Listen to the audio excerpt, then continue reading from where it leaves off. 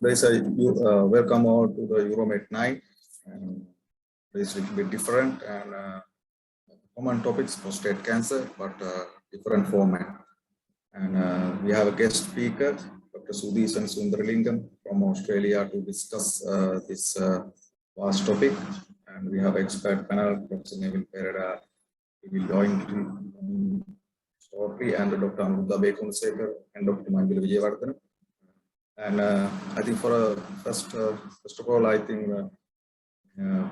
Mrna will give a brief introduction about Dr. Gleason to our audience. Over to you, sir. Thank you, Suranga. It's a pleasure to introduce Sudeshan. I met Sudeshan first when he came for his general surgical training in Galle, when I was the consultant urological surgeon at Karapija Teaching Hospital. Sudeshan was Dr. Lalit Pereira's trainee, and he was a very popular figure. I can remember all of us going on trips, and Sudeshan loved to eat curd, and his house officers were teasing him, telling that Sudeshan want to, because he's dark and he want to get fairer, that he was eating curd all the time. That's how I remember Sudeshan. Then he started his senior register training at Galle with us. And from there, he moved to Professor Neville Pereira's unit. He completed his training. Then he went to Australia. His wife is a pathologist. And he completed the full proper training of urology there in Australia. And he got all the qualifications necessary. And very reluctantly, he settled down in Australia. I know his heart is still in Sri Lanka, although he's there. That's why regularly, even after he became a consultant, he used to visit Sri Lanka regularly and conducted workshops in Kalugowila and Jaffna every year for our trainees. Unfortunately, he couldn't come during the last 2 years because of the COVID problem. But he has started training our senior registrars, giving opportunities to do their foreign training. As he just now said, he has looked after Gauri Bahan very well, and at the moment Shankar is there. He has promised to take a Sri Lankan training next also. And although he was my trainee, now he has become my teacher. Actually, whenever I have complex urological problems, I just mail him the details, and he is very kind to reply us promptly, giving us the best of the best experiences. I thought of inviting Sudeshan to do a lecture or sort of a presentation on prostate cancer, because unlike other foreign consultants, he knows our situation also very well. And he knows the situation and the conditions in the best of the world units also. And I thought he will give a good balanced approach to our trainees, so that we can, not only trainees, even consultants, can improve their outlook and patient care strategies for the betterment of our patients. Over to you, Sudeshan. Thank you very much. Thank you so much for those kind words of introduction. And I should say hello to Professor Pereira. It's nice to see you, sir, after so few years, I think, and you haven't changed at all since I left National Hospital. And I can't see much difference on your face and your lovely, everlasting smile. And he has got younger, Sudeshan, actually. Yeah, it is. It looks like. I listen to your songs on Facebook, sir. Right. Thank you. And except for the beard, I think you have not changed much either. I think so, for the COVID, because all the salons were closed, so I just shaved my head and then left it all the time. And it's just slowly growing.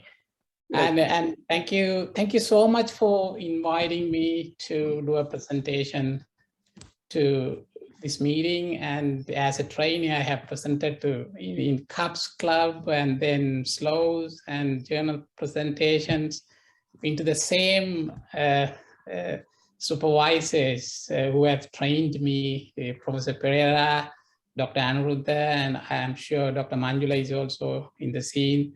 So thank you so much for training us. We are carrying all the knowledge what we learned from you, and we just topped up. It's just the icing that we put wherever we go. It's all what you have taught me is the one that I'm practicing at the moment.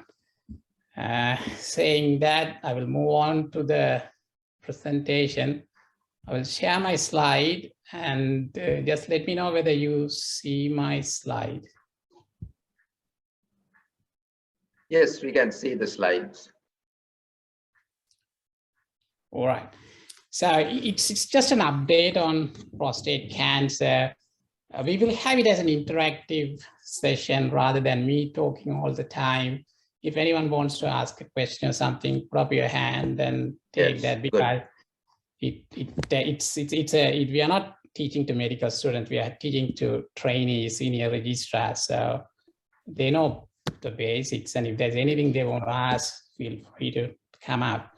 They can put their questions in the chat as well, Sudeshan, so that we. Yeah, definitely. Yeah. So then we'll have a good discussion at the end. Yes, thanks. Prof and you. So prostate cancer, as you all know, it's a very common cancer worldwide. But when you take Australia, it's the second most diagnosed male cancer.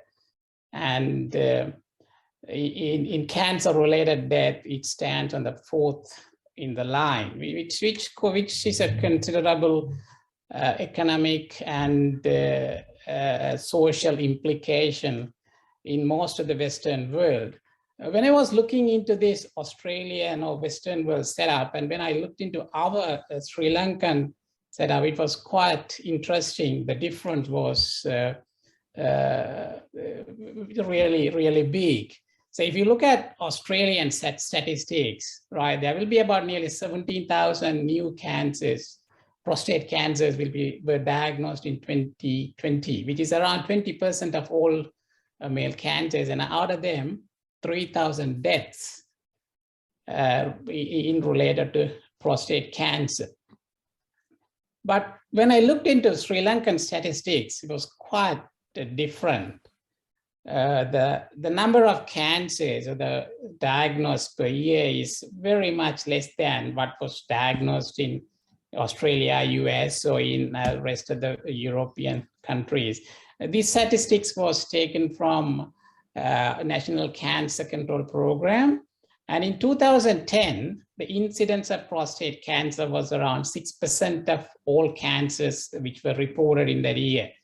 When I compared that onto the 2015, it has gone up to 6.5%. I know that we don't seriously look into, or we don't go and diagnose every patient with lower urinary tract symptoms, or on a community basis. We don't look for, or patients don't come forward for asking for a diagnosis in Sri Lanka. But that happens in the Western world.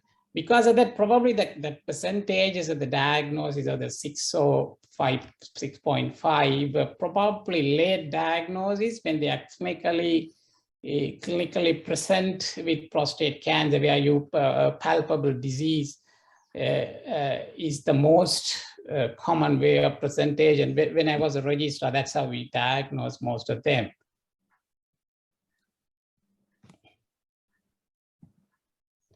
So this is a chart or the findings which were reported by the WHO Globoscan, where the whole Sri Lankan population's cancer statistics in 2020.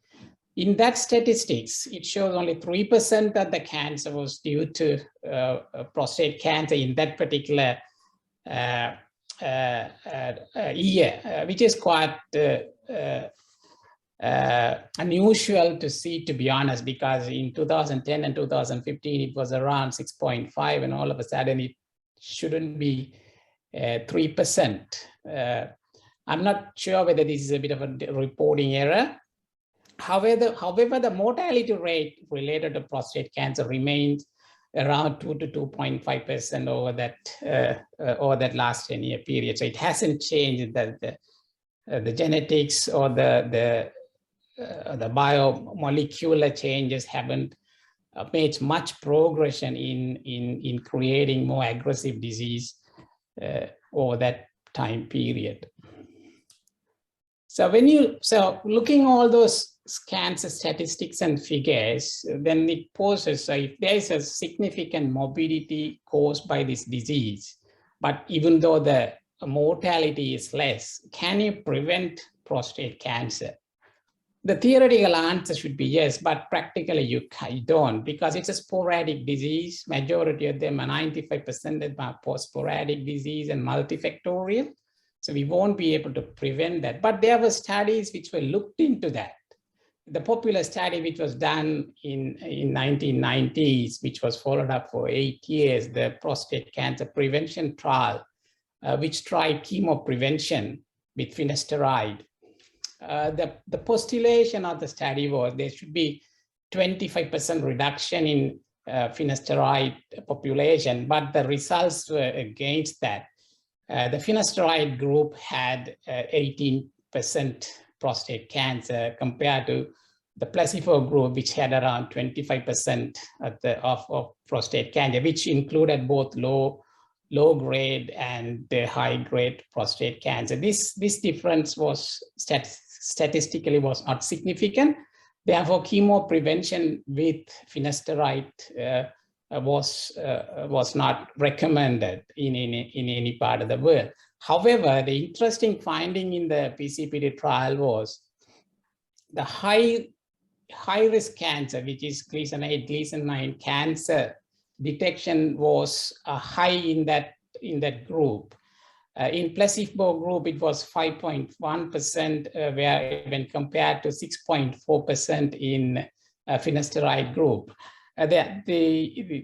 The explanation which was given to this is because finasteride reduces the size of the prostate, so the pickup rate was high. That's one reason. The second, that was a sampling issue. The second reason put forward was finasteride reduces the intraepithelial androgen level, which allows the androgen-independent cancers to develop more. Androgen-independent cancers are more aggressive. So those are the two recommendations which put forward for these aggressive cancers coming up. However, the difference in placebo group and in the finasteride group in high-grade cancers was statistically significant.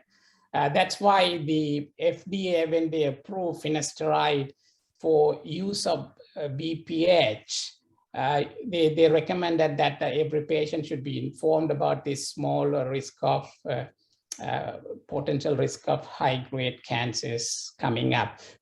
Finasteride is recommended for BPH management because it reduces acute retention, it reduces hematuria, and it reduces the size of the prostate on long term. However, in a long-term use, there is a small increased risk of high-grade prostate cancers. There were so many other studies that have tried all these antioxidants, say vitamin E, lycopene, vitamin D, but none of them have proved to be effective beyond the phase 3 trials. And people have looked into frequent ejaculation, whether it has a role in preventing prostate cancer, because prostatic secretions are acidic. So if you keep them for a long time, it can cause epithelial changes, and that can cause prostatic intraepithelial neoplasia and subsequent malignancy, but that was also not proven. Then dietary habits have been put forward, high fatty diets which are dyed and barbecued food, and high salt, less fruits, less vegetables. They have a role in any cancer. They have a role, but whether prolonged consumption or avoiding all these diets will prevent prostate cancer has not been proven. When it comes to habits, it's mainly smoking, and we all know smoking is a cause for any cancer as it interferes with the tumor suppressor gene and the DNA repair genes. So looking, when you look at all those facts, and if you can't prevent prostate cancer, then you have to manage it, diagnose it and manage it. So when it comes to diagnosis, when it comes to management, what are the challenges in prostate cancer management? The challenge starts with diagnosis. Then it's the diagnosis is because there is no accurate screening tool available for prostate cancer. Say for breast cancer, mammogram is very well validated. For colorectal cancer, fecal occult blood testing is very much validated and regularly used in populations.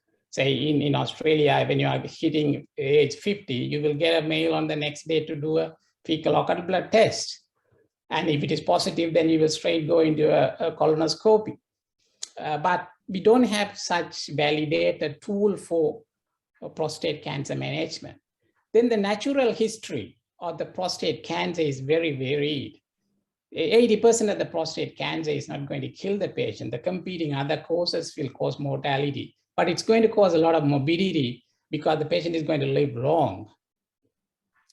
And when you diagnose indolent tumors, which are very low grade and less aggressive cancers, which are not going to create any morbidity or mortality over the next 10 to 20 years. So whether it's worth diagnosing these cancers is another problem. So especially if it is not going to surface, you are not just going to diagnose and label the patient as he has got a prostate cancer, but it's not going to kill him or it's not going to cause any clinical problems to him.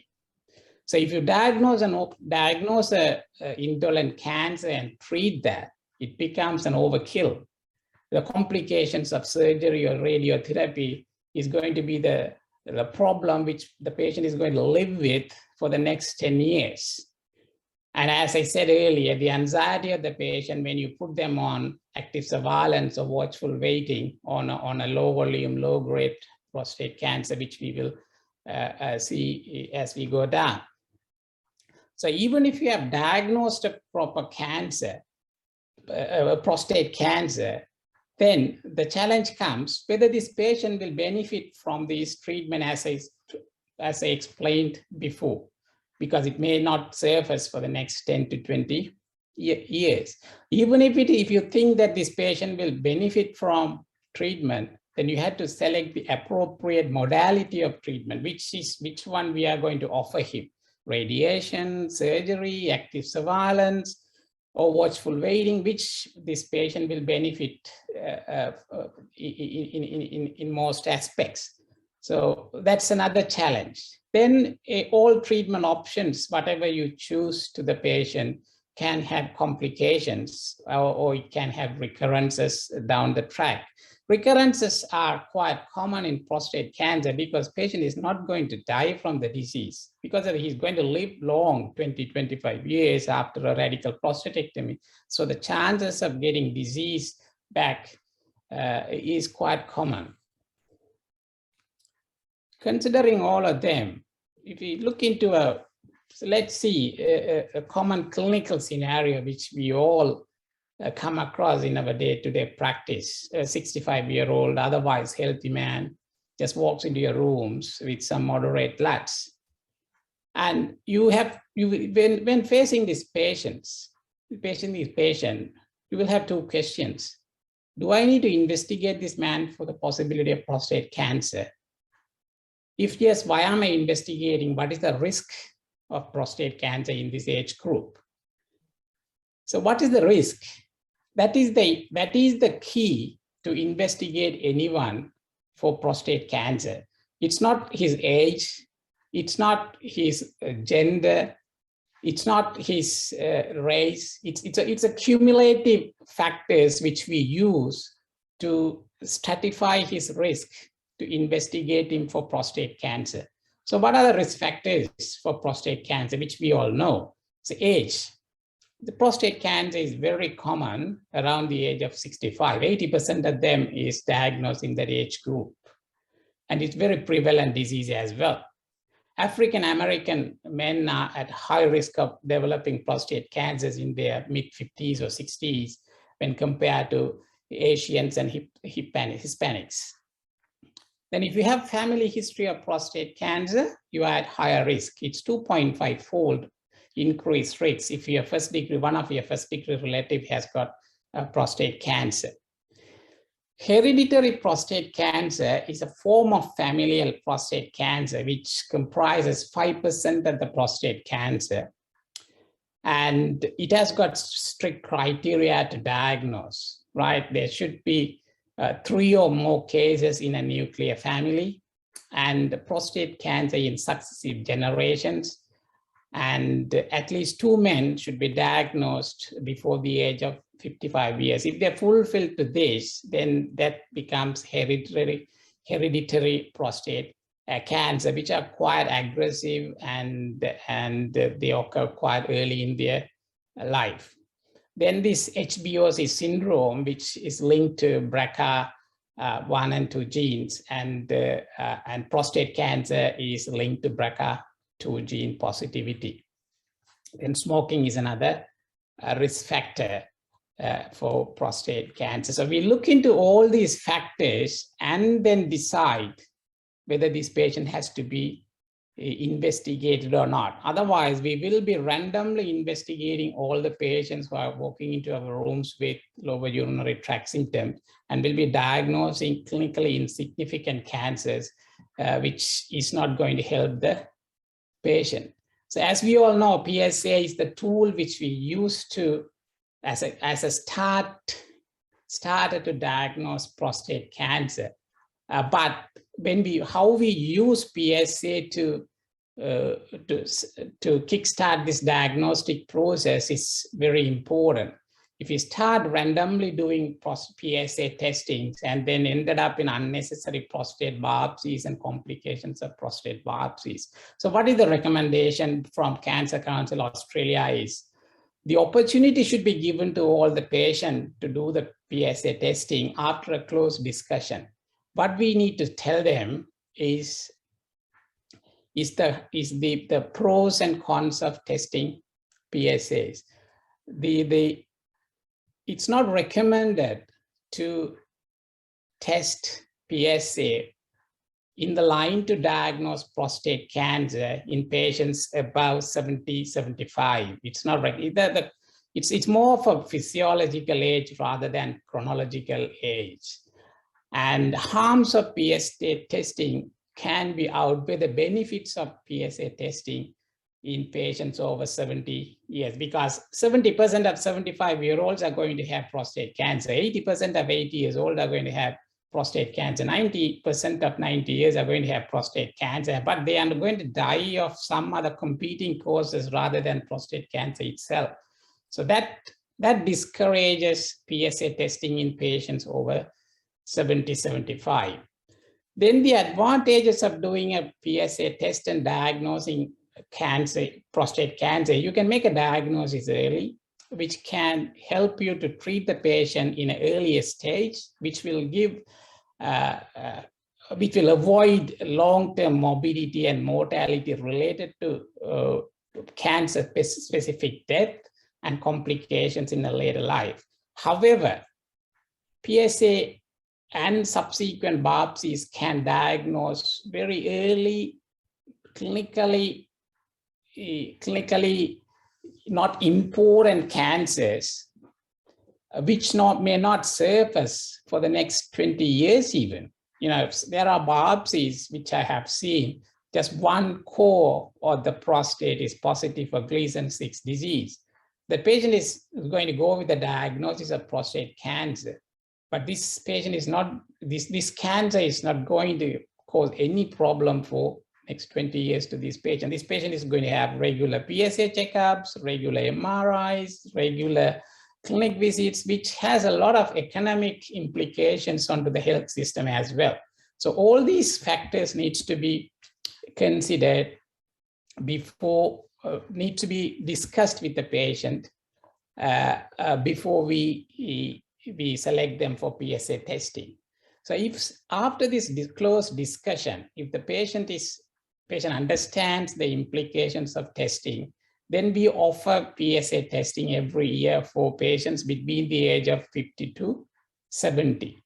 If they have family history of prostate cancer, we start a bit early, around the age of 45 until 69. This is a recommendation put forward by the Urological Society of Australia and New Zealand in conjunction with the Cancer Council Australia.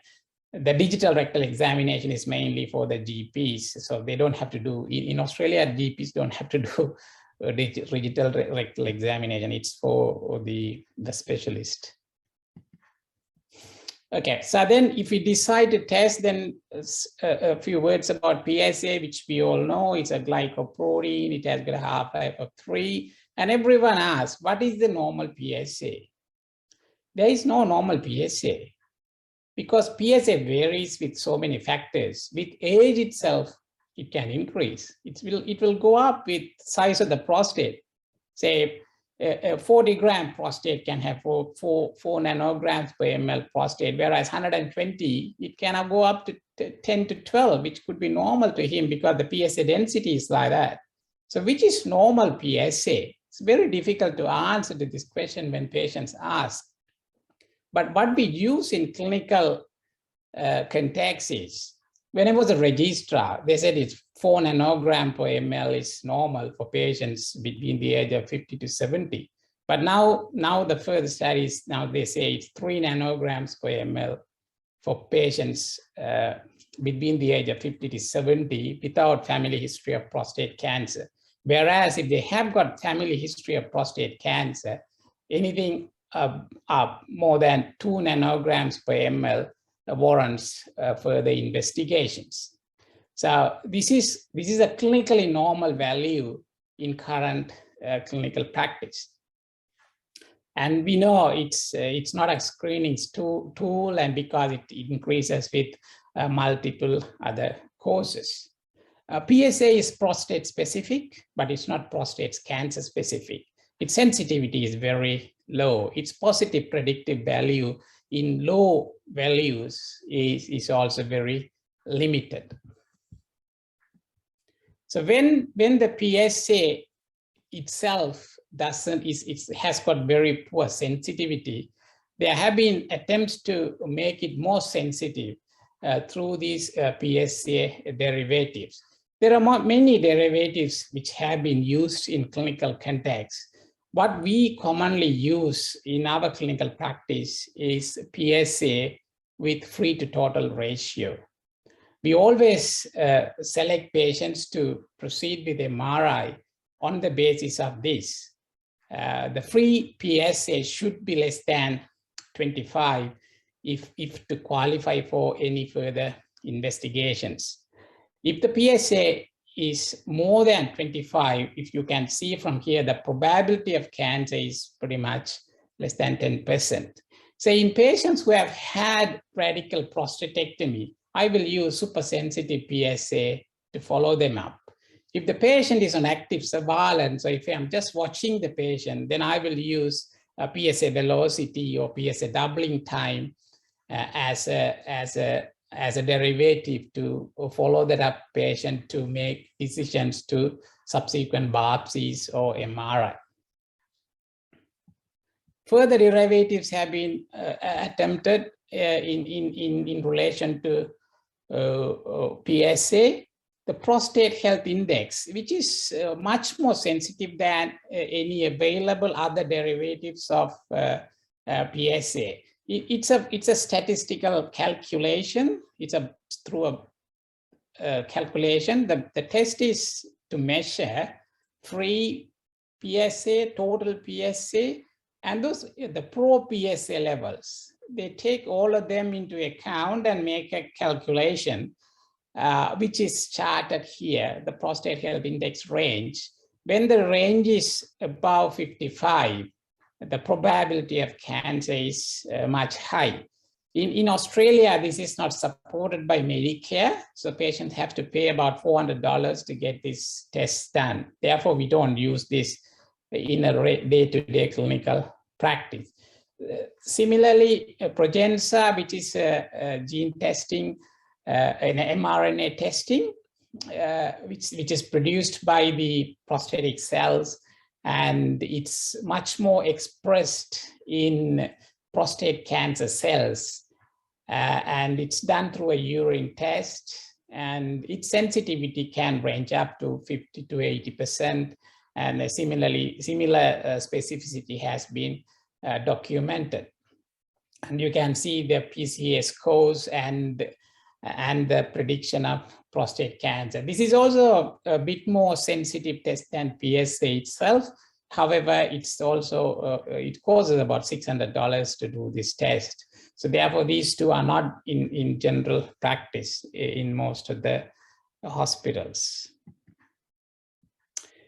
So once we do the PSA, and always we do the PSA with free to total ratio, and MSU is done at the same time to make sure there is no infection or associated significant hematuria. If that is elevated for that particular age of the patient, then we repeat that PSA in 6 weeks' time. There shouldn't be one PSA reading used for you to decide on further investigating. There should be always 2 PSA levels with free to total ratio. Once it's done, then we always put them to prostate MRI. Actually, prostate MRI has revolutionized the management of prostate cancer. They revolutionized the management of picking up patients for prostate biopsy. It's superior to any prostate imaging. It will image the prostate, seminal vesicles, external sphincters, pelvic lymph nodes, pelvic anatomy. So it helps in primary, not only in picking up the prostates which request biopsies, at the same time it helps to stage the disease and plan your surgery. The length of the external sphincter, its relations to the apex of the prostate, and how narrow the pelvis. All these factors could be studied using this MRI, and you can pre-plan how you are going to approach these patients. So in prostate MRI, it will pick up the index lesions, which are the size of those lesions and the quality of those lesions can be used to predict their significance in developing prostate cancer, which is radiologically assessed as Barrett score. We will go into the Barrett score in a minute, and whether these cancers have gone beyond the capsule, extracapsular extensions, and their local invasion into the seminal vesicles, bladder, neck, and into the sphincters, and the metastatic disease, especially to the pelvic lymph nodes. Then the MRI also helps in biopsy. MRI fusion biopsies are pretty popular in some hospital. It's quite a complex way of doing it, but we don't regularly do this MRI fusion biopsy, but it's very useful in some other cancers. I had a patient, a 46-year-old with a PSA of 1.8 with very strong family history of prostate cancer. So he was very keen to get an MRI done because his pre-PSA was about 12. I did an MRI on him. He had a 5mm lesion in the left peripheral zone. If we take him to biopsy this on a truss biopsy or transperineal biopsy, localizing this 5mm lesion is really hard. It's practically not possible to do that. But if you use the MRI fusion biopsy, you can just put a needle only into that particular lesion, and we diagnose Gleason 7 disease on him. So that's the advantage of MRI fusion biopsy. Small lesions in the prostate could be very easily targeted. So instead of doing a systematic biopsy, we can use just simply the target biopsies for the diagnosis. And in our unit, we have done a few studies. say, elevated PSA patients with normal PSA density. And if we do an MRI, and if the Barrett's goes up 1 or 2, we don't biopsy them, we just monitor them. Because with Barrett's 2, the chances of having a significant prostate cancer is very low, because MRI picks up significant prostate cancers. If it is not significant, then there's no point of biopsying those lesions. So we have done quite a number of studies in different hospitals, and they follow this protocol. Anecdotally, there is no EUA or AUA guidelines on that, but most of the hospitals will adapt to that and monitor most of the patients rather than putting them immediately into biopsy. The other use of MRI is mainly for follow-up of patients in active surveillance. If you look into the standard active surveillance biochemical protocol, after the standard first biopsy, you need to do a surveillance biopsy in 12 months. Instead of that, nowadays we do a 12-month MRI. This has been very well supported by many Canadian studies, where instead of surveillance biopsies, we can use MRI to follow up these patients. And even if the PSA is going up slightly, within the range of PSA velocity and PSA doubling time, if the MRI is stable, you can still avoid biopsies. But still, this has not been included in any of our standard EUA or EAU or AUA guidelines.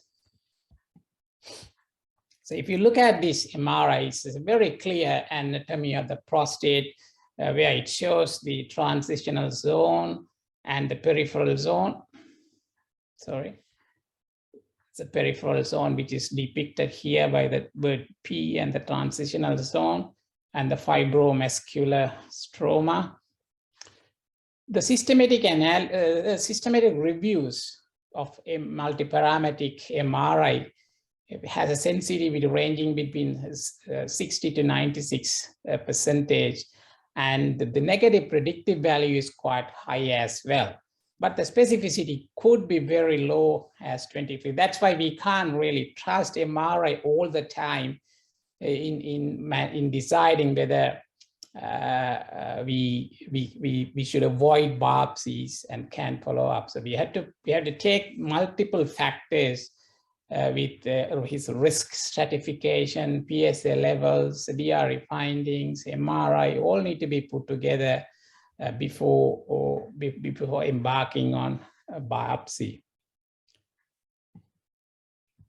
So this is the Barrett scoring system. 1 and 2 are essentially BPH, and 4 and 5 are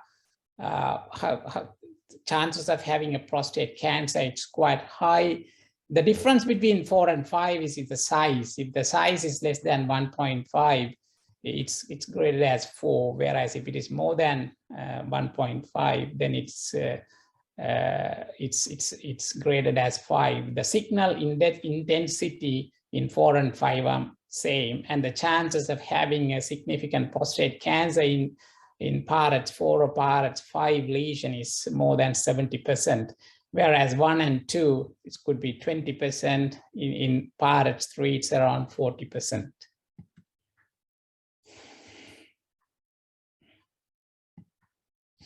So this MRI pictures showing the, it's a T2 weighted image where it shows in the hypointensity here on the left peripheral zone on this picture, and similarly on the next picture, it shows the T2 weighted image showing the hypointense lesion, which has got a bit of extra capsular extension. It's just pushing into the capsule. So it's very clearly showing this. So when you do a biopsy, it's you can have a cognitive fusion. Most of the time, you don't have this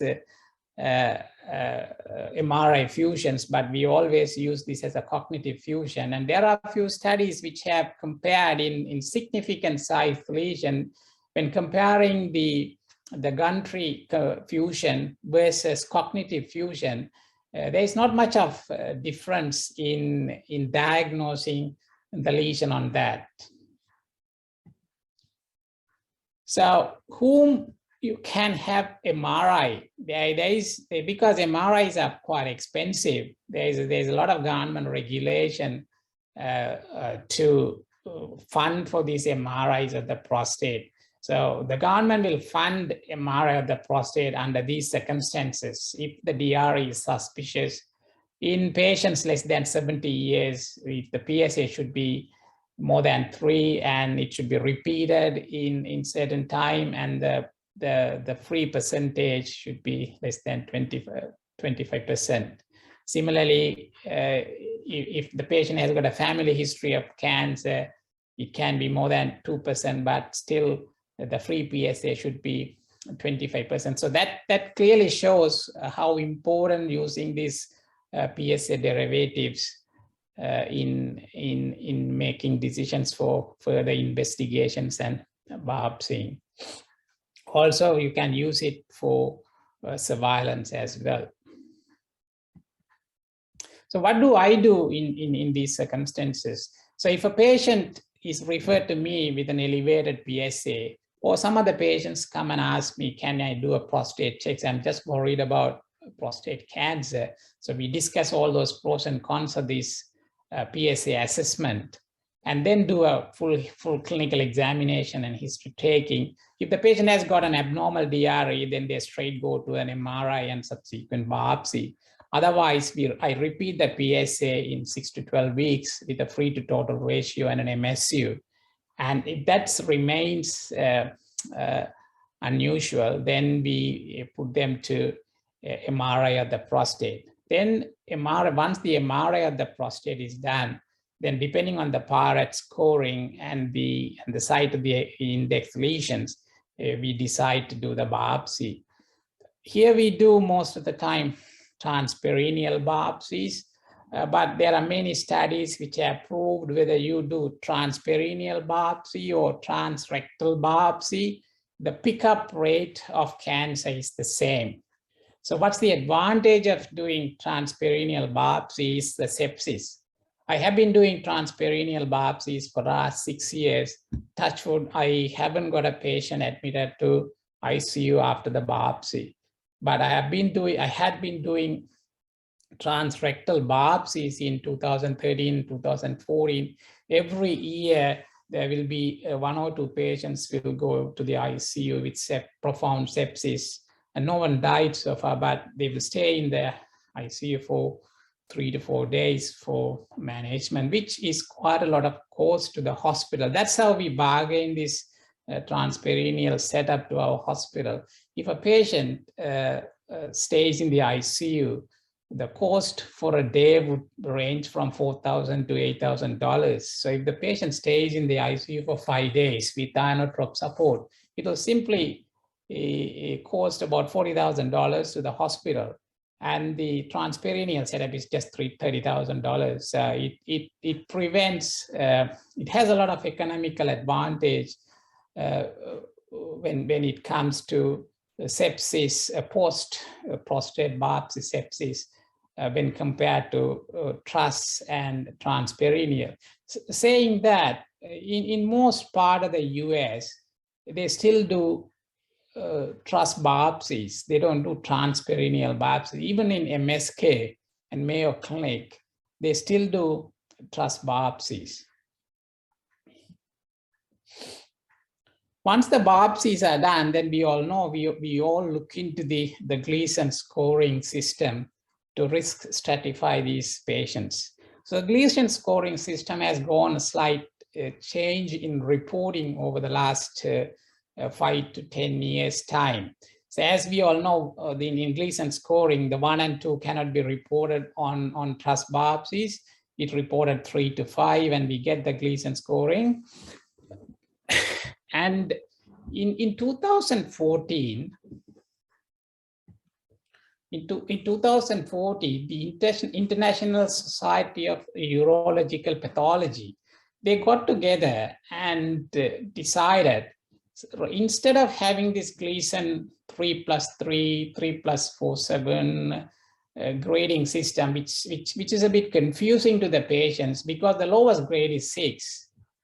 And that sometimes patients don't understand why this is 6 is low and 3+4 is good and 4+3 is not good. So to make that confusion sorted out, they brought up this grade grouping system, or the ISUB grouping system, where the ISUB group 1 would be Gleason 6, and ISUB 2, or the grade group 2, would be 3+4, and 3 would be 4+3, and ISUB 4 would be 4+4, and 5 would be 9 and 10. This makes the interpretation or understanding pretty easy to the patients, rather than saying it's 6 and 7 and 3+4, 7 is good and 4+4, 4+3, 7 is not favorable.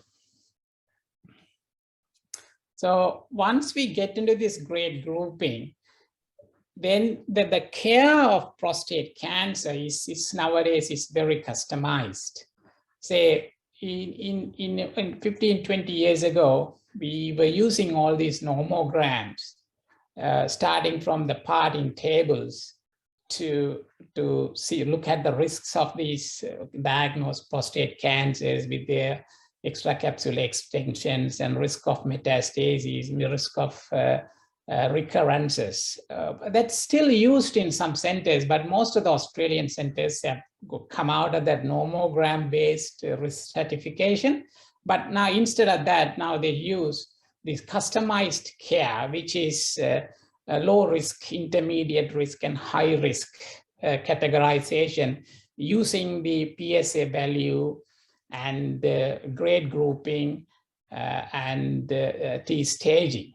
According to that, they risk categorize them into low, intermediate, and high risk, depending on those values which I have mentioned here.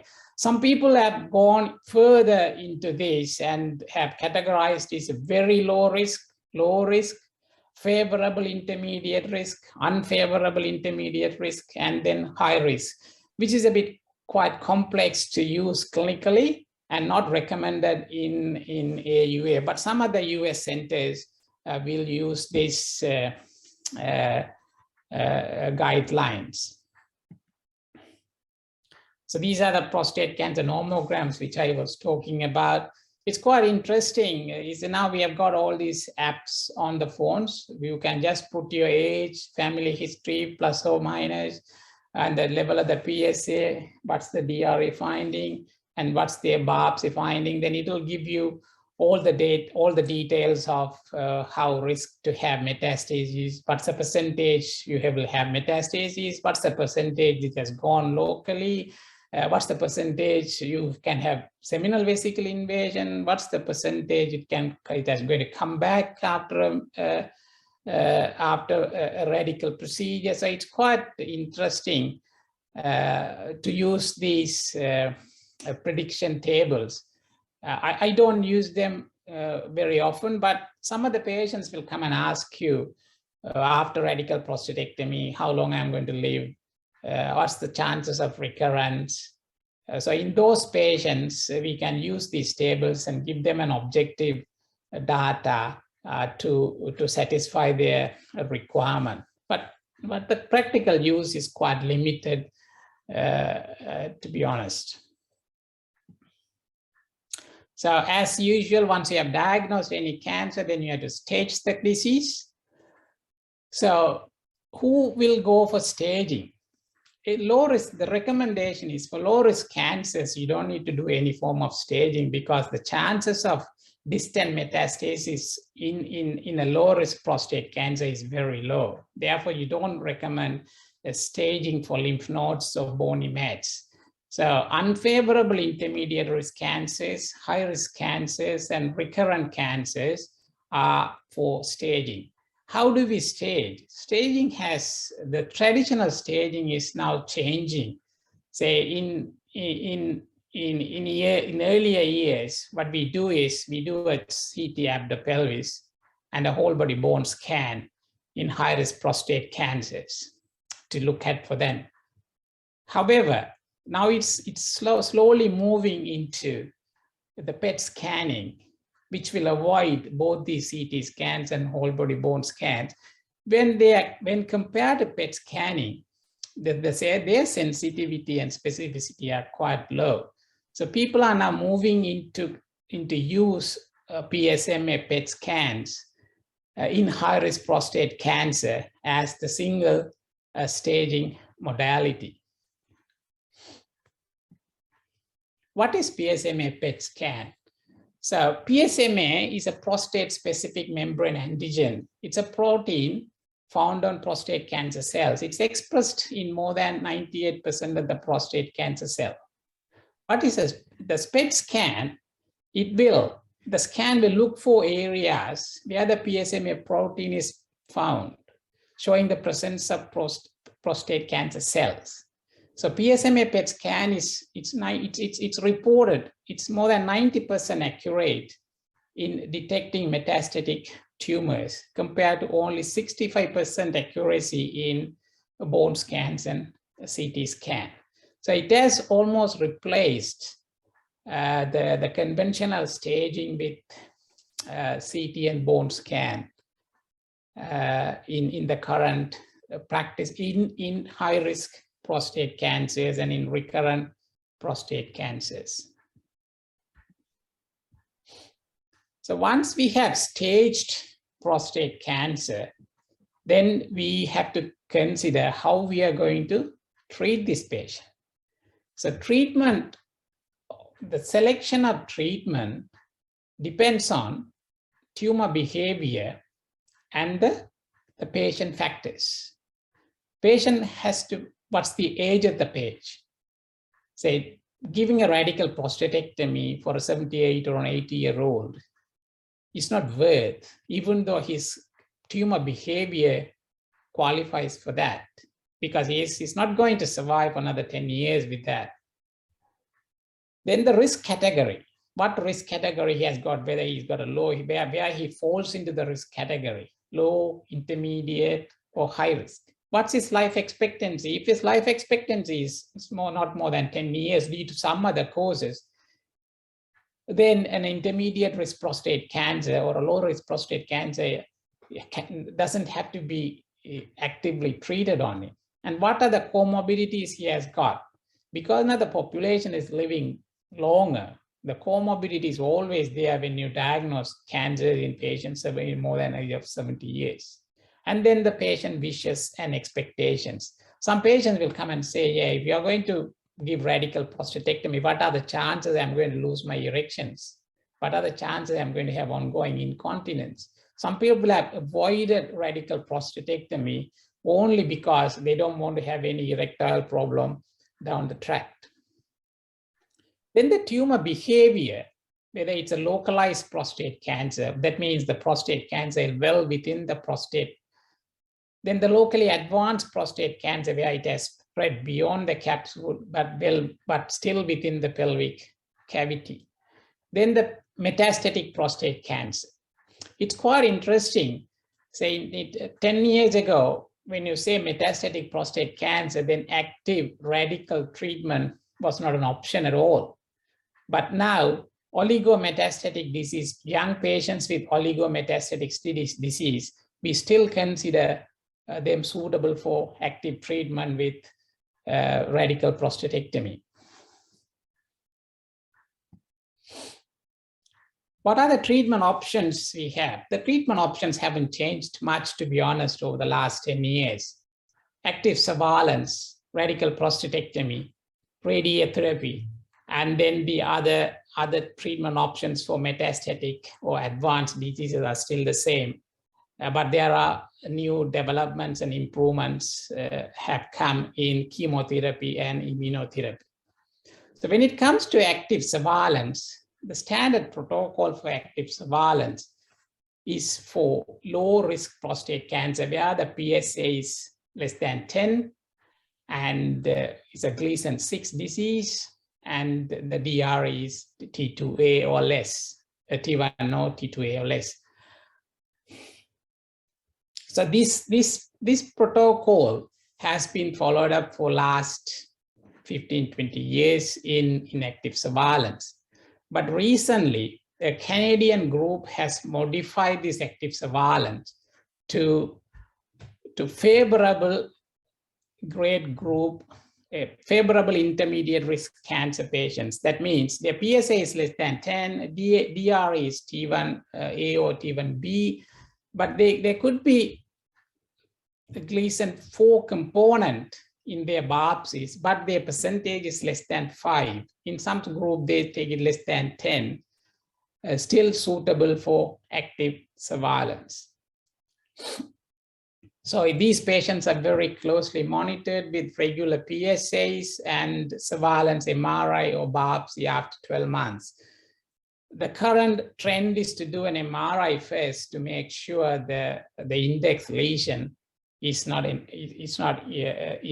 increasing in size, or you don't get other multifocal lesions coming up before considering the biopsy. So when it comes to radical treatment, a few words on radical prostatectomy. It's mainly recommended for intermediate and high-risk cancers.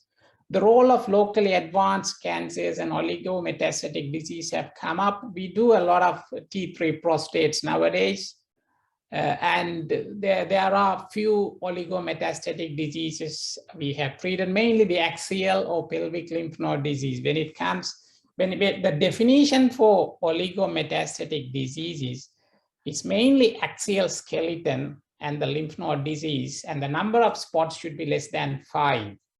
In those cases, in younger patients, I have done a couple of radical prostatectomies in oligometastatic disease in patients around the age of 50, and then they went into subsequent chemoradiotherapy to control the distant disease. The radical prostatectomy could be done open, lab, or robotic, but many meta-analyses have proven that the oncological outcome is not dependent on the surgical approach. It doesn't matter whether you do robotically or laparoscopically open, the oncological outcome is same in all three. But robotic operations are relatively easy to nerve spare when compared to open and lab because of the magnification and the use of the third arm. The complications remains same for all three modality. At the beginning, the reported rates of complications were high for robotic and laparoscopic rectal injury, but now it's more or less same for any way you approach the prostate. In our unit, the stress urinary incontinence rate is around 5%. Erectile dysfunction is around 50% in our study, but there are centers in US reports if the preoperative erectile strength is good in patients, their recovery is more than 70% to 80% in their study, but our study never reached, in our center, it never reached to that range. And rectal injury percentages remain same around 5%.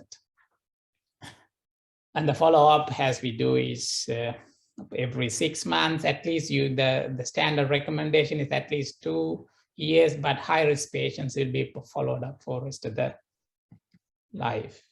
So these cancer clearance and functional outcome are the most important aspect of radical prostatectomy, and you can achieve that through any way you approach the prostate. I will skip this video. That's a radical prostatectomy video.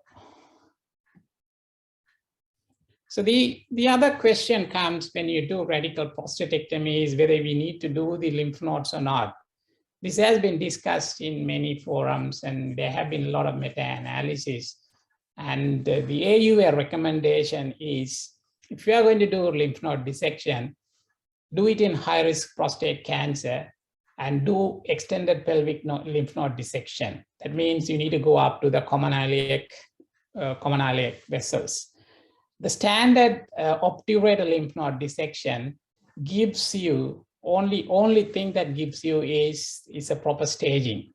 It hasn't got any therapeutic advantage, or the disease specific mortality is not reduced by doing a standard pelvic lymph node dissection. If you want to have disease specific advantage, then you need to consider doing extended pelvic lymph node dissection. But when you do extended pelvic node dissection, the complication rates increases by 30%.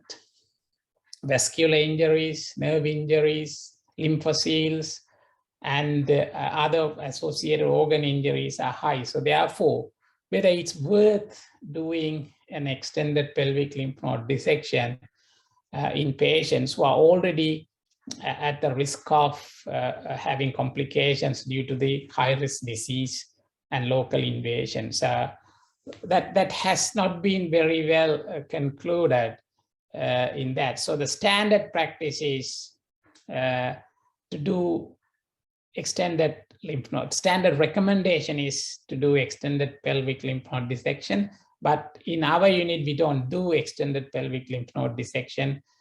We do standard pelvic lymph node dissection only.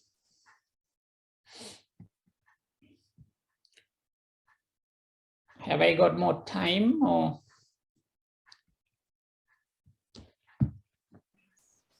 Well, probably I will stop there, and we will, I mean, the rest is mainly of radiation and metastatic disease, which might be of a long discussion. So I'm happy to take up any questions from there.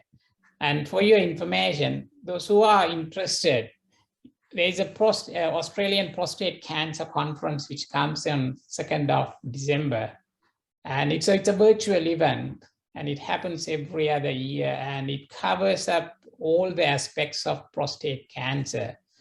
Being a virtual event, I think those who are interested could join in that forum.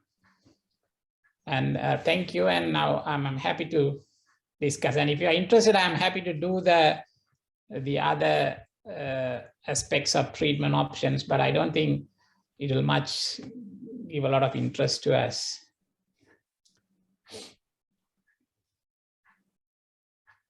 I think it's okay to you to continue for the next 10 minutes and finish the radiation and metastatic disease as well. Okay, all right, thank you. So the next definitive treatment modality is radiotherapy.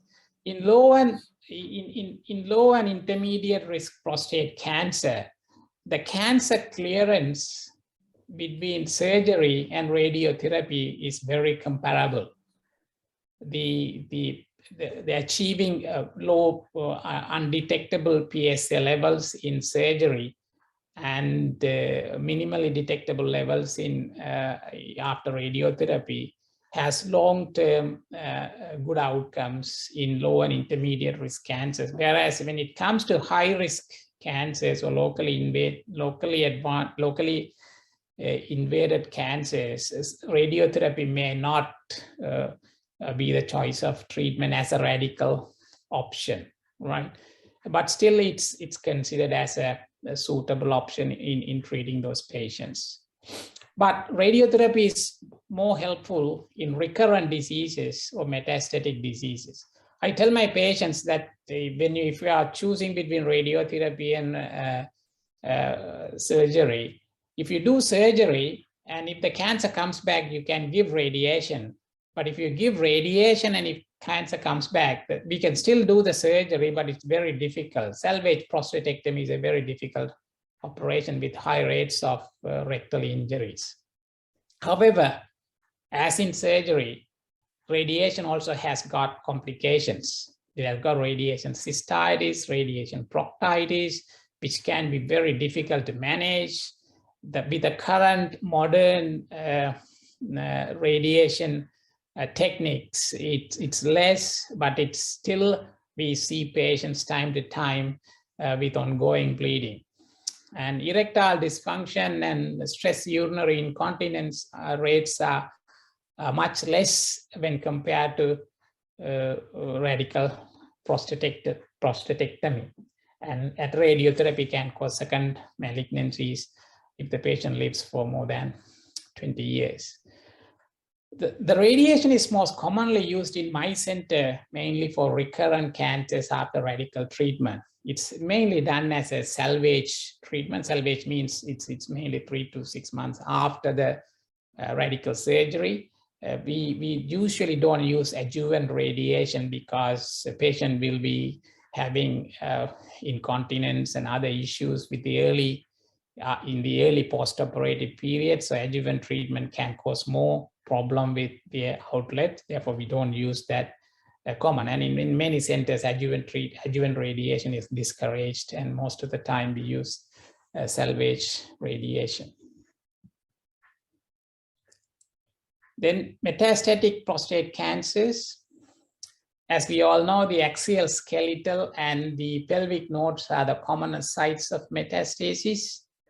Right? And there is increasing interest in radical prostatectomy for oligometastatic disease for young people. So it's a multimodal therapy.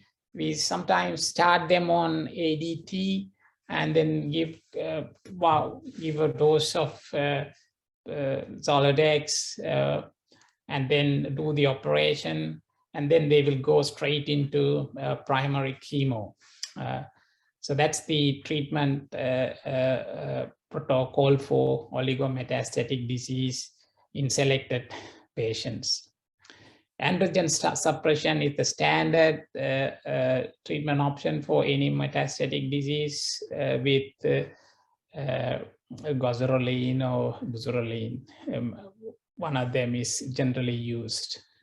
And then medical castration versus surgical castration. Surgical castration is quite uncommon these days, but it brings the testosterone level much effectively down as most of the medical castration with anti-androgens. Steroidal and non-steroidal anti-androgens are used in practice. So these are the anti-androgens which has been used, which are available in the market.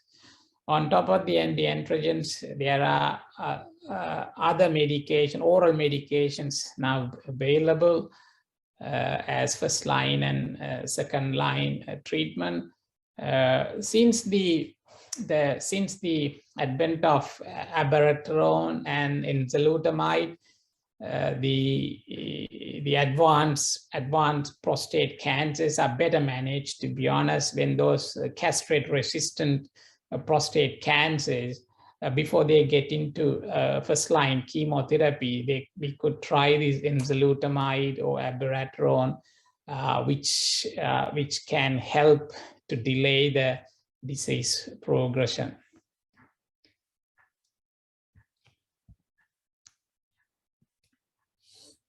So what's the problem when we treat metastatic diseases with androgen deprivation therapy?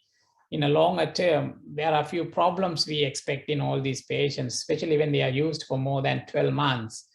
The metabolic problems what we see with all these androgen deprivation therapy is their impaired glucose tolerance, their glucose level, they will be marginally diabetic.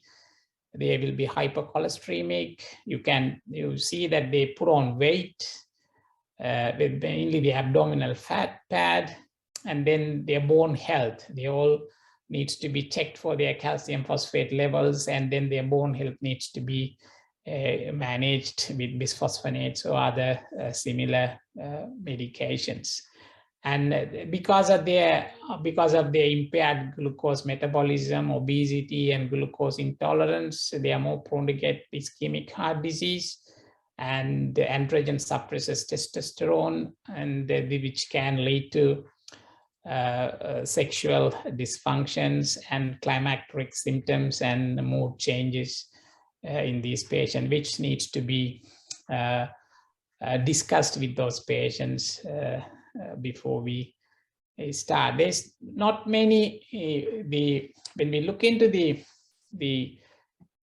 modality of ADT, it remains the same. There's nothing much changed over the last 10 years. It's the degrelix and the goserelin are the main mode of agonist and antagonists which are in the market at this stage. I think that concludes what I wanted to say. And happy to discuss or happy to answer any queries or questions. Dr. Sudeshan, Balagom is here. Hi. Hi. So if you get a patient positive surgical margin after radical prostatectomy, how will you manage? Because you said you are reluctant to give adjuvant radiotherapy. Yes, it's a very common clinical scenario, right? It's when you get a positive margin, it depends whether it's we go back into the histology. We go back into the MRI first, see where was the lesion we noted, whether it's an apical lesion, whether the apical lesion was missed or not, how far it was extending down. So the first thing we look at that. Then we look into the histology of the specimen. So what's the histology? What's the Gleason score at the resected margin? And so what's the length of the positivity there? These factors first we clarify with the pathologist. Then we don't jump into treating those patients adjuvant. We just make sure that they become continent before we do any form of radiation to these patients. Because if you go and give radiation, one thing, the sphincter is going to get further damaged, and they are going to get bladder neck contractures as well, because of the healing is not going to happen as you expect. The worst case scenario is they may end up with a fistula. So because of that, we don't treat them adjuvant, but we used to follow their PSA. In a localized prostate cancer, most of these positive margins, we follow up their PSAs. And our radiation oncology team generally recommends you don't need to give salvage radiation until the PSA levels rise up to 0.2 nanogram per ml. So it depends on what's the post-op PSA, which is 6 weeks after the catheter removal, you do a PSA, and what's the level of that PSA and how that PSA behaves. That dictates when you treat these patients with salvage radiation. Thank you. The second question is, I think already you have defined what is the definition of biochemical recurrence after the radical prostatectomy is more than 0.2. Suppose in the follow-up, if a patient getting a PSA of 1, how will you image that patient after radical prostatectomy? Yeah, so if it is immediately after radical prostatectomy, if the PSA is, I believe this PSA is 6 weeks after surgery, you need to look at the pre-op PSA. If the pre-op PSA was 25, then it takes some time for the PSA to settle down. So the first PSA in 6 weeks time, 1, I will consider that, but I won't take it too seriously. I will just wait for some more time and see whether that goes up further. If that goes up further, before doing any further imaging, I will review the previous imaging which we have done. If it is a high-risk prostate cancer, I would have done a Psma Pet scan, which is good now because we can review that and see whether we have missed any distant disease in this patient. If it is not, then after 3 months, I will repeat a PET PSMA scan to see where the disease has progressed. Most of the time, if the margins are positive, then it's a local recurrent, which is highly likely. If the margins are negative, then it's a distant disease, which is highly likely. And we have missed that micromets with our first PSMA PET scan, which can happen. The third question, you said you are using the super sensitive PSA. So what is the difference between our conventional PSA and the super sensitive PSA? The first question. The second question, in a era, if you're not going to do anything, if PSA is less than 0.1, what's the point of doing a supersensitive PSA? Yeah, the difference between the supersensitive PSA and the standard PSA is the way they assess the PSA. There's nothing much different on that PSA. The standard assessment is the lowest PSA that you could get is 0.03. But when it comes to supersensitive, you can go up to 0.01. That's the only difference. There's nothing much different between those two components of the PSA. And you said you use the radiotherapy. Do you use the brachytherapy? Yeah, we do brachytherapy. Yeah, I should have told you that. The brachytherapy is done in selective cases. Usually we do it for intermediate risk prostate cancers with prostate sizes less than 90 to 100 cc, and it should be more than 30 cc prostates.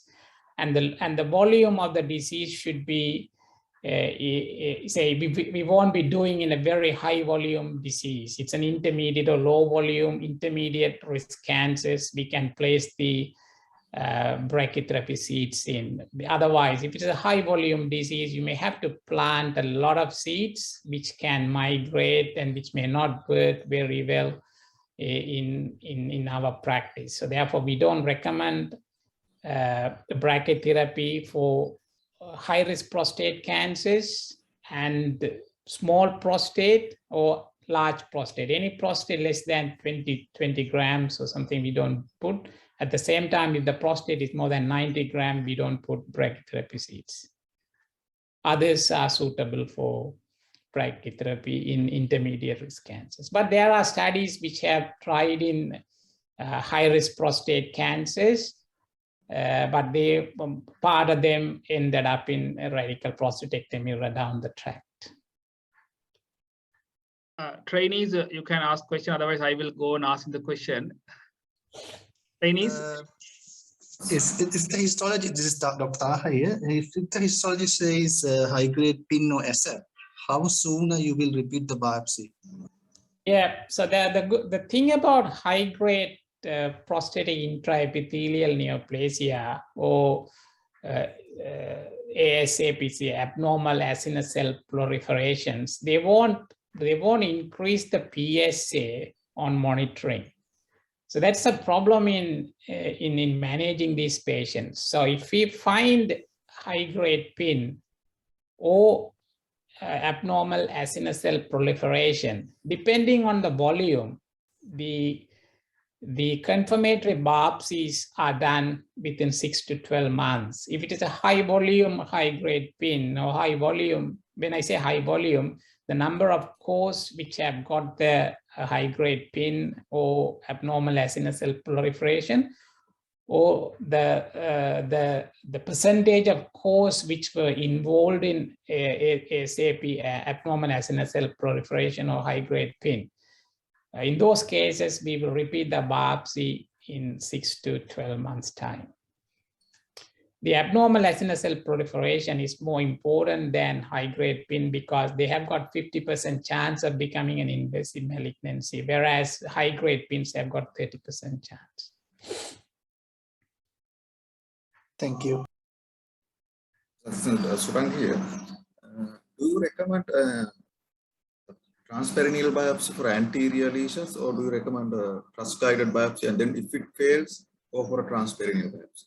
So the standard biopsy technique in my center or in most of the Australian centers is transperineal biopsy.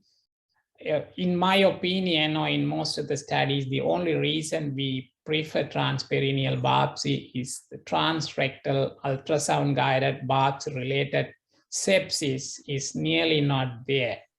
So in a transrectal ultrasound-guided biopsy, the percentage of significant post-biopsy sepsis requiring ICU admission could range from 2 to 5%, whereas in transperineal biopsy, it is less than 0.5%. Therefore, that is the only reason we recommend transperineal biopsy in general biopsy as a general biopsy technique. At the same time, as you correctly said, if it is involving the anterior fibromuscular stroma, you can't reach that through truss biopsy. So in those cases, we recommend transperineal biopsy. The current trend of biopsying prostate is changing from the conventional technique of systematic biopsy, whereas you take the anterior, mid, and posterior on a truss, the base, mid, and apex on the truss biopsy technique, whereas on transperineal, anterior zone, mid zone, posterior zone, it says it's going out of fashion, and now people are trying to use MRI fusion biopsies where they're doing targeted biopsies. So you do the MRI, you use the software to fuse that with your ultrasound. So where you will be guided where you exactly need to take biopsies. So you need to do 1 or 2 biopsies. That's the current trend, it hasn't come into general practice, but in years to come, I'm sure that's how it's going to be. If you get a patient to do a casualty with the impending spinal cord compression with the metastatic disease, how will you manage? I'd say it's a surgical emergency.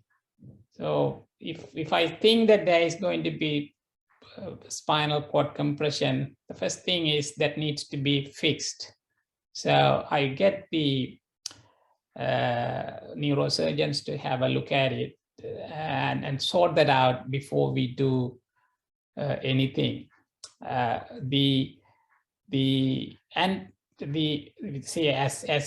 the conventional anti-androgen treatment is contraindicated in these circumstances, but still people think we can give degrelix or Phermagan, which is an antagonist.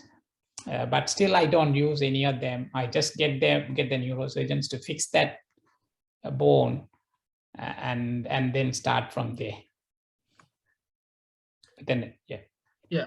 Suppose if you get a patient with a PSA of more than 100 and the bone scan reveal a super scan, will you do a biopsy in this patient? I don't do biopsy on that. Most of these patients are elderly, more than 70 years. Luckily, we don't get younger patients on that.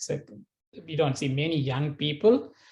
Because of that, I have started anti-androgen treatment on many patients on the basis of PSA and staging investigations, and it's the only issue sometimes that happens is some of the oncologists will require a histological diagnosis before you start chemo, and most of these patients with super scan, they will benefit from the first-line chemotherapy. So the first-line chemo, before they give chemotherapy, they will some of them will ask for, can you do a biopsy, because we can't give chemo without a histological diagnosis. That's their practice.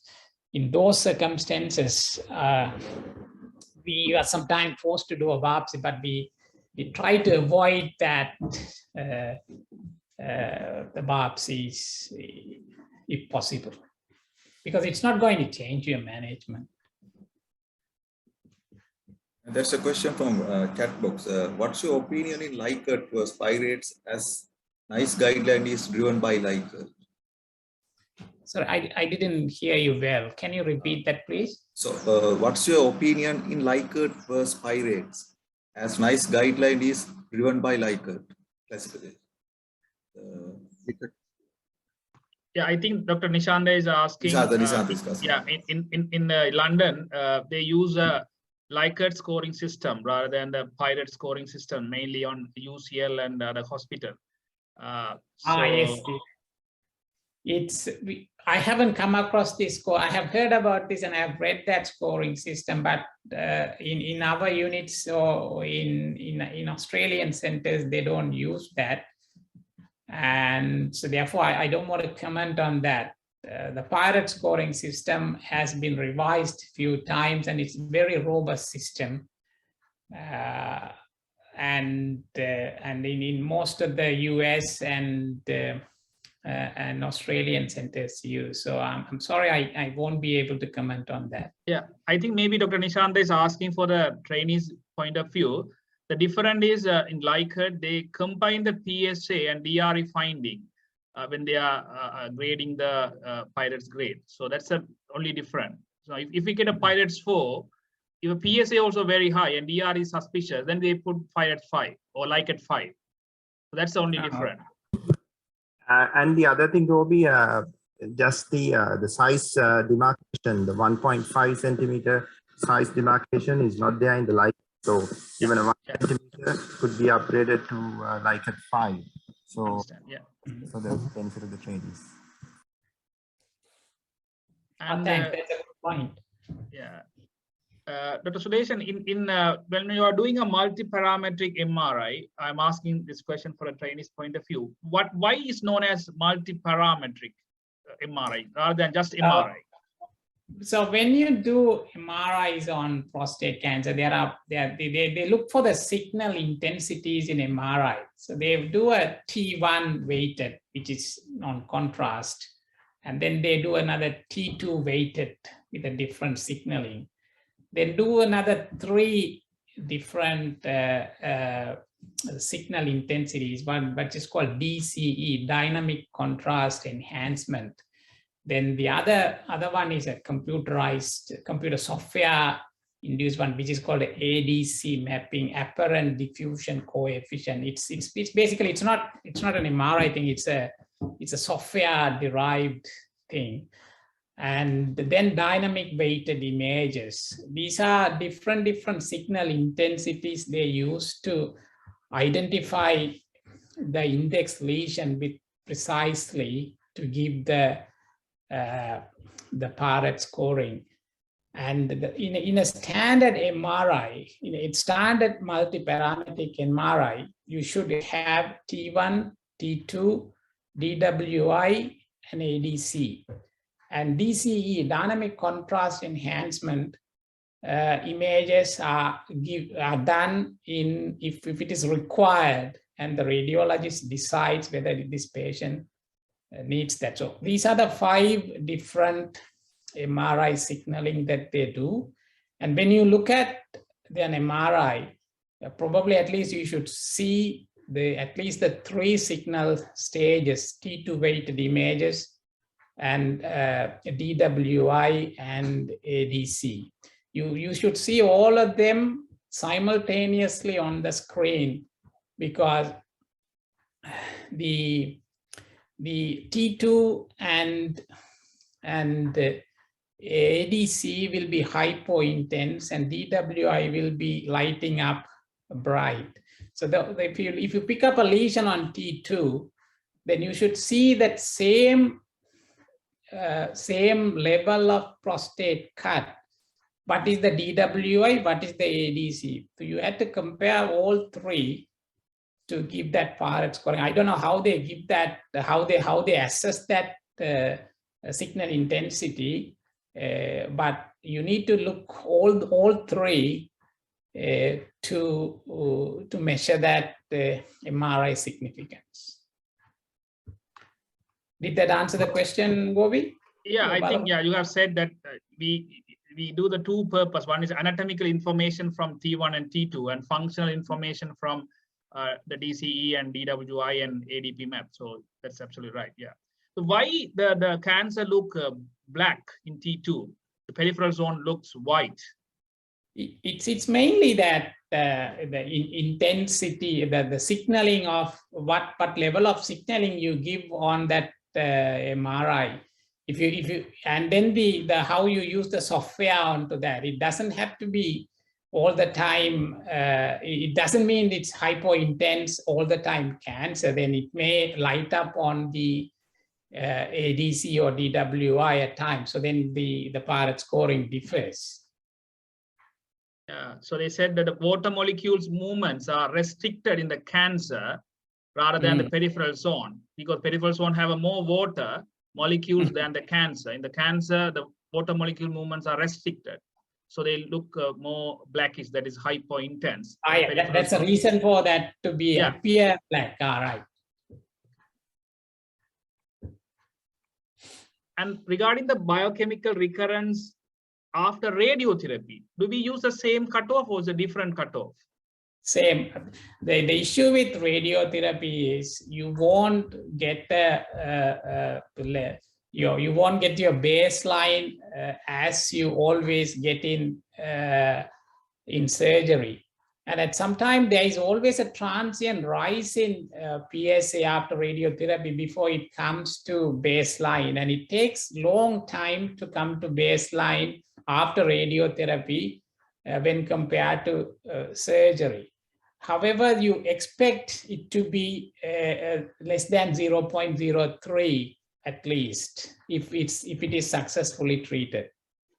But most of the patients whom I see, they just stay at between 0.03 to 0.05, and there are very unusual occasions it remains 0.01 within the first 3 months of radiation, completion of radiation. And in your center, how would you define the castration resistant? So castration resistant is mainly you or whenever you do a PSA, you do the testosterone levels. So if the testosterone levels needs to be undetectable if you are giving total androgen deprivation. When you give total androgen deprivation and if still the testosterone levels are slowly rising up, then it indicates that the patient is getting into androgen resistance. So after biochemical recurrence after radiotherapy, do you recommend biopsies or MRI? After radiotherapy? After radiotherapy, there is a biochemical recurrence. So do you perform another biopsies? Yes, so in those recurrences, you have to decide whether that's the local recurrence or systemic recurrence. So in that case, if it is a local recurrence, what level of, say, what's the DRE finding? And if that is a DRE finding which is suspicious for local recurrence, then we do need to do an MRI if we are contemplating on a salvage prostatectomy. Otherwise, the rest of the staging investigations, most of the time we will do a Psma Pet scan that will tell us whether there is local recurrence or systemic recurrence. If this local recurrence looks sizable, and if we really want to do a salvage prostatectomy, then we will do an MRI to do the anatomical, to look at the anatomy a bit more closely before we take him to theater, because the chances of rectal injury after radiation is quite high. It can be up to 10%. Hello, sir. I'm Dr. Niroshan, Senior Registrar in Urology. This is regarding offering radical treatment for a patient with prostate cancer with oligometastasis. So do you consider the level of PSA also when you are offering the radical treatment? For an example, let's say it's a 55 years old sexually active male coming with single bone metastasis in the pelvic region. But his PSA is about around 45. So there again, is it advisable for go for the curative? I mean, not the curative. I mean radical treatment, or do you consider, despite the PSA, do you offer this treatment? We have done radical prostatectomy in patients with PSA 60. A similar case. He was 43, I think, a strong family history of prostate cancer. His PSA was 60 and he had 3 mets, 1 on the rib and 2 in the pelvic nodes.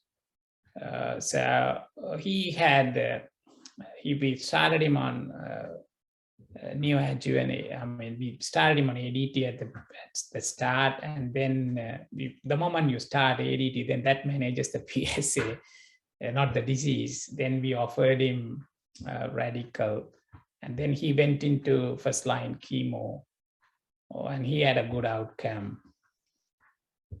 So to answer to your question, we don't. These all metastatic diseases are diagnosed with Psma Pet scan, not by the standard or the conventional scans. The moment you do a Psma Pet scan, you're pretty much convinced about the volume of metastatic disease. Under that basis, only we offered that. But the number of patients we treat like this are very limited. Thank you, sir. Dr. Sudeshan, Suppose, I would just like to ask a question for the benefit of the trainees. So you get an intermediate risk prostate cancer patients with, let's say, PSA 15 and a localized disease. So you've done a MRI, which confirms that.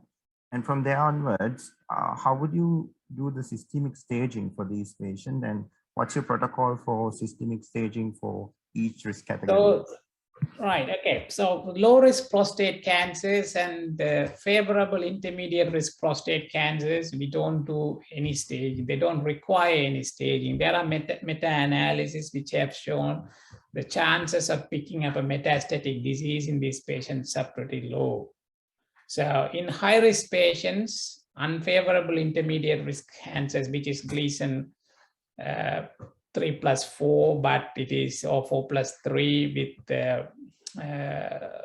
with high PSAs and high volume of cause involved and high percentage of co-involvement. So those type of patients, in intermediate risk cancer, we will recommend staging.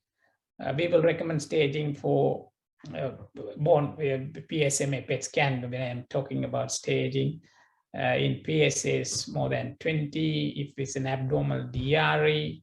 So those are the cases, or in recurrent diseases. So you have radically treated, and if they have come back with the rising PSA, we will offer restaging on those patients. Definitely not for low risk prostate cancer or a favorable intermediate risk prostate cancer. We discourage any staging. The other groups, which are unfavorable intermediate risk prostate cancer, high risk prostate cancer, and recurrent prostate cancer. And if the DRE is T3 with multiple nodules, even though the PSAs are low, generally we do staging. What is your opinion on focal therapy for localized cancers? Yeah, it's quite popular in US, the focal therapy. There are three main focal therapeutic modalities they use. One is cryotherapy, the other one is photodynamic therapy, and the more recent one is the nano knife, which hit the roof in US for some time, but it has settled down as like for any other new modality treatments, and still the gold standard ones remain. So in cryotherapy, as you know, all these three, you have to select the patients very carefully. They have to be low volume disease mainly, and the size of the prostates have to be to be in excess. It's 6 to 8 grams, I think, for cryotherapy. And it shouldn't be a highly multifocal disease on MRI or PET scan. If in those cases you can't place the probes into them, so in cryotherapy you freeze those cancers.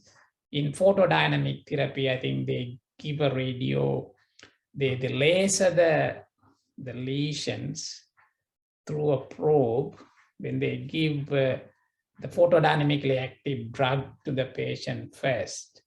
And the nano knife, it's mainly electropulsing given into through implanted probes into the prostate. So there are studies which are coming up, but nothing has proven to be effective as radical prostatectomy or radical radiotherapy or external beam radiotherapy.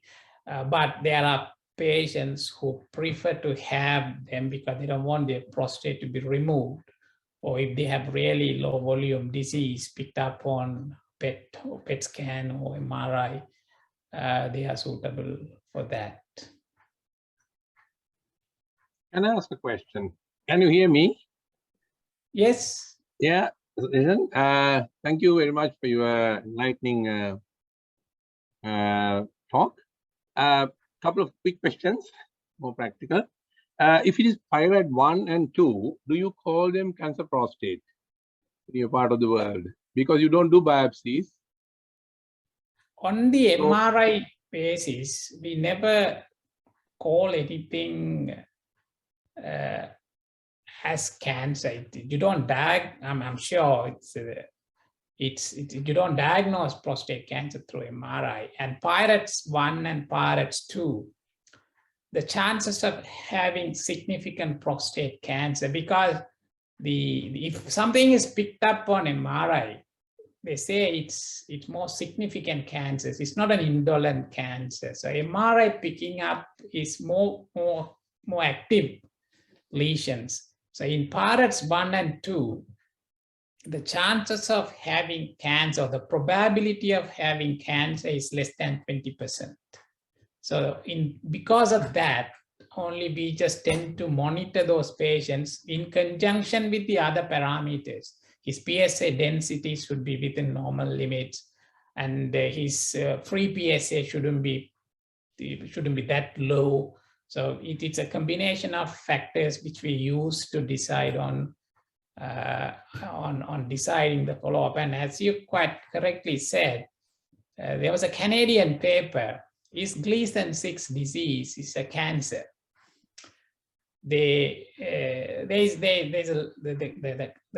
Canada is a country which is heavily relying on active surveillance protocols in cancer management when compared to US and other countries. Canada's St. Margaret's Hospital, which is the biggest center there, which designed all these active surveillance protocol at the beginning.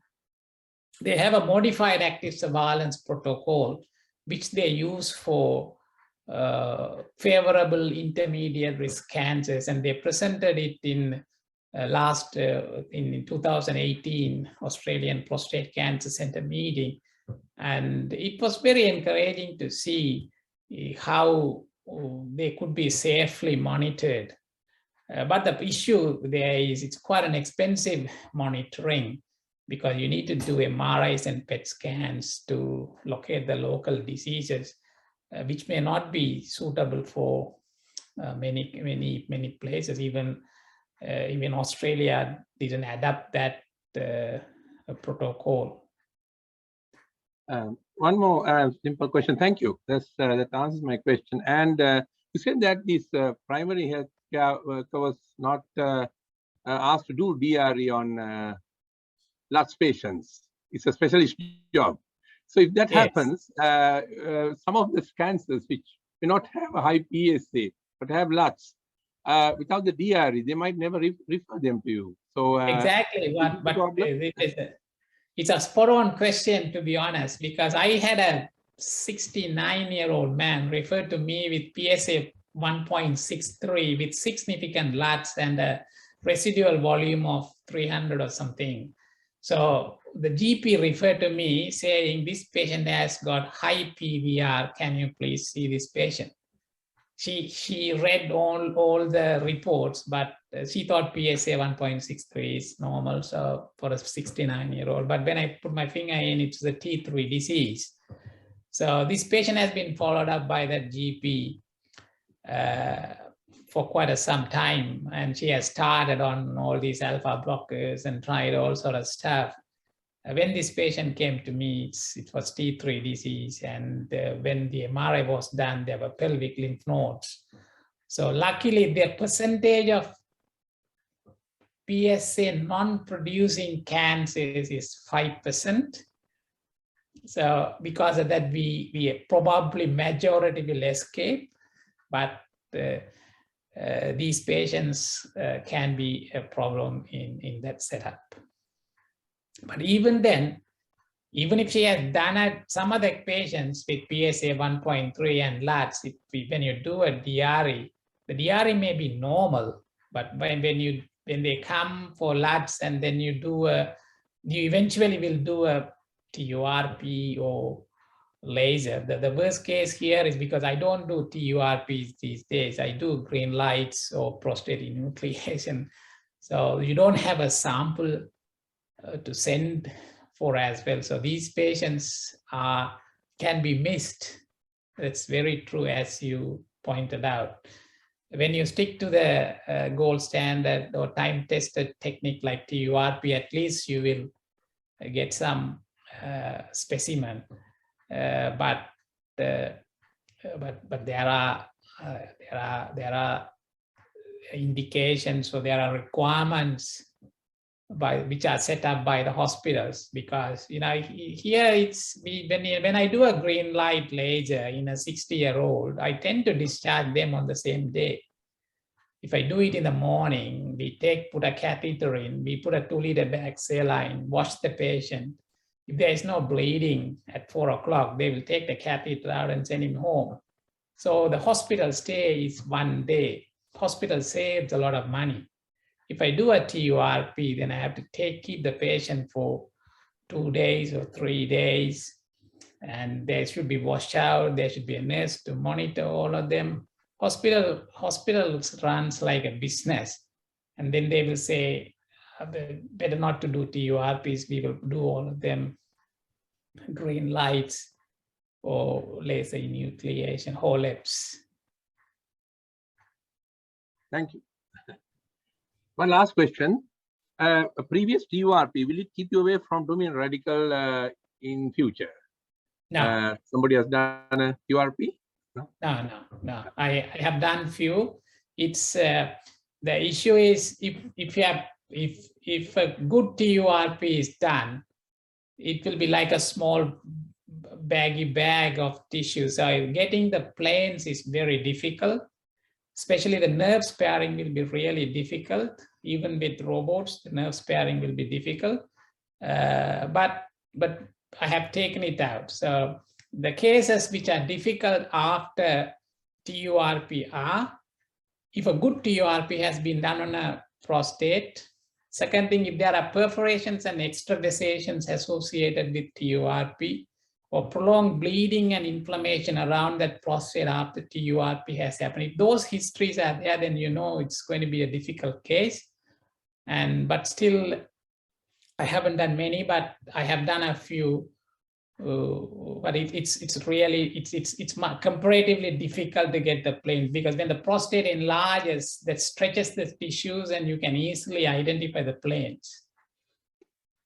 One final question. In Australia, is obesity is a kind of a limiting factor for radical prostates? Gross obesity or 30% of the Australian population are obese.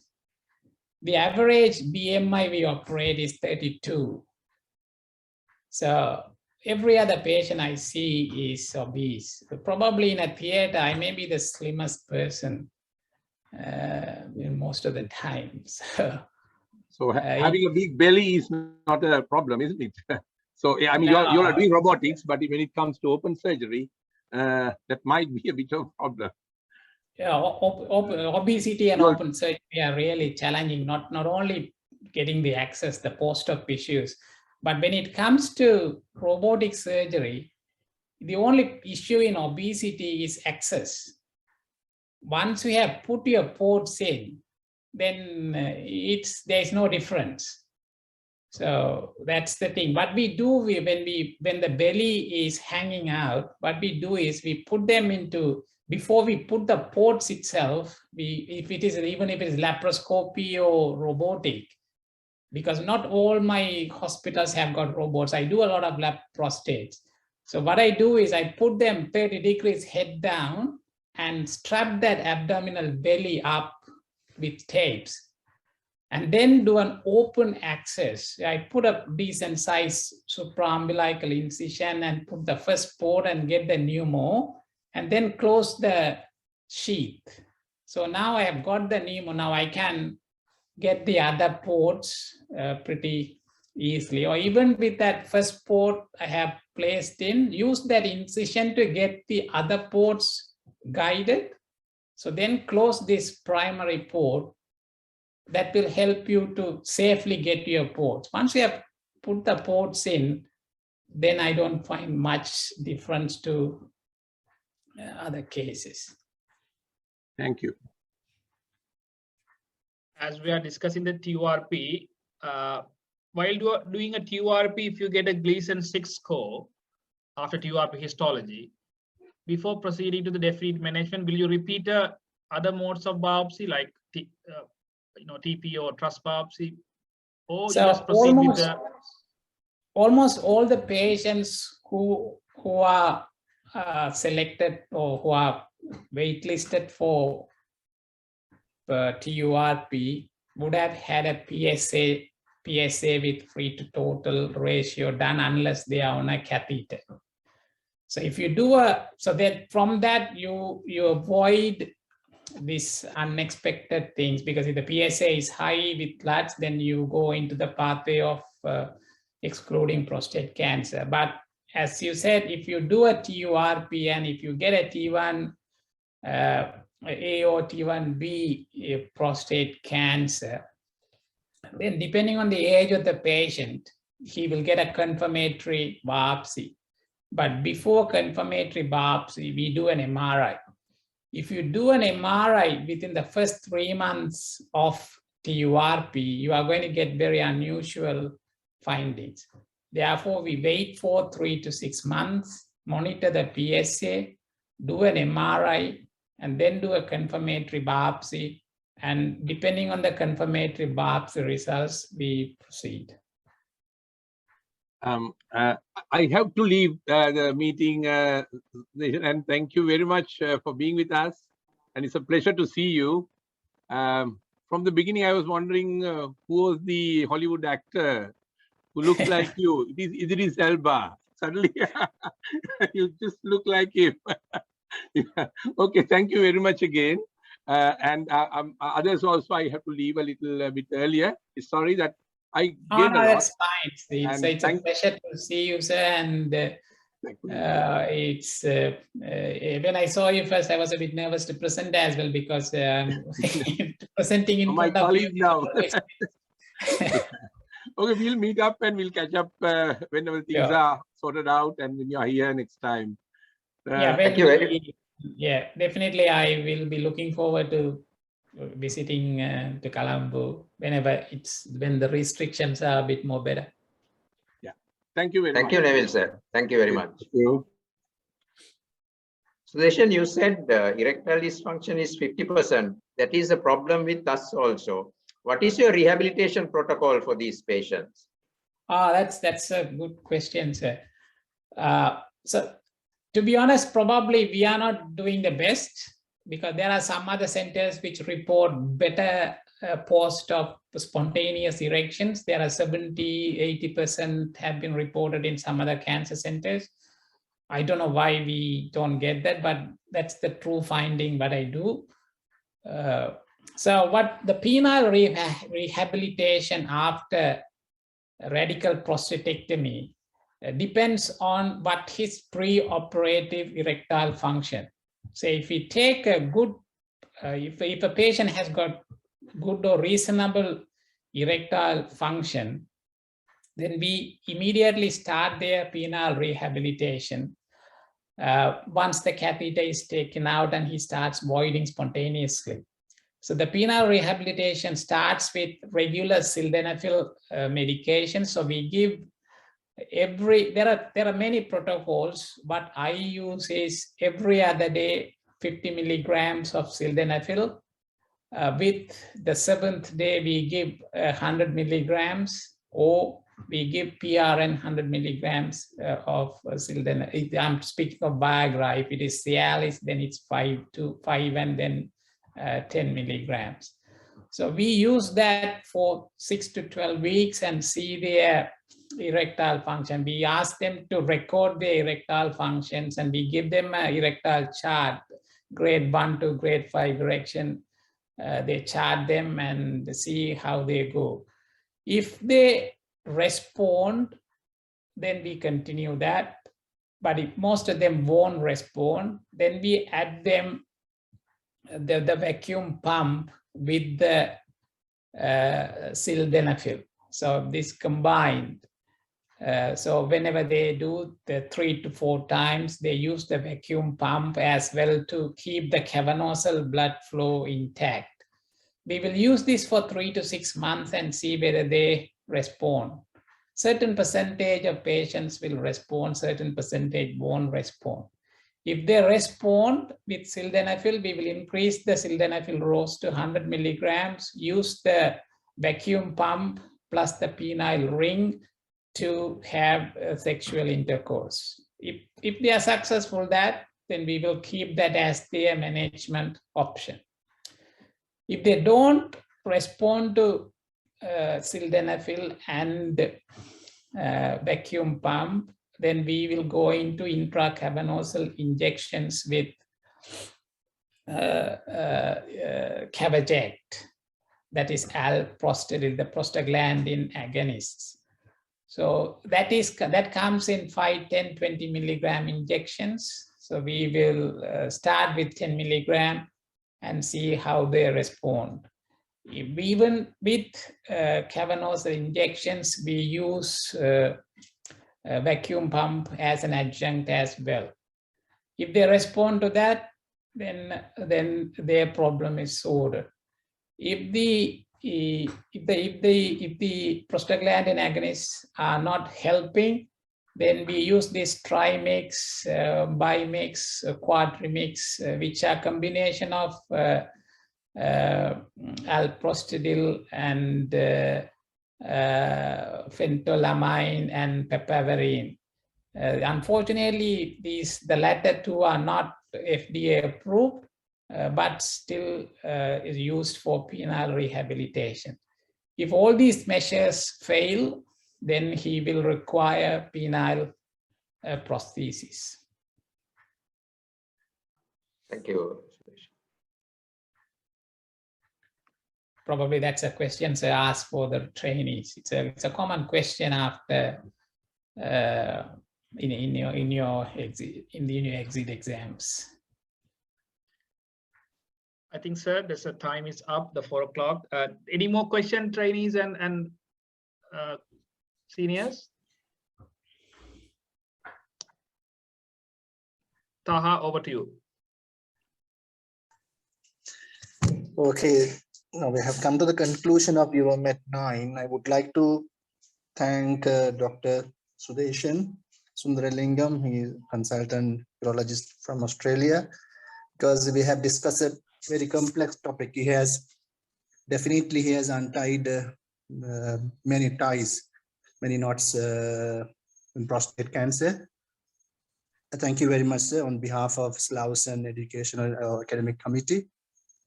I want to thank the expert panel, Professor Nabil D. Pereira and Aniruddha sir, as well as Manjula Vijayawardena sir, and the co-moderator and the coordinator as well.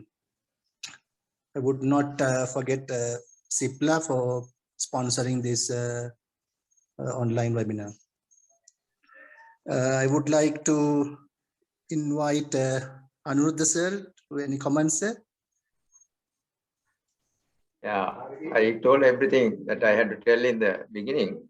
Thank you very much, Sudeshan. It's very nice.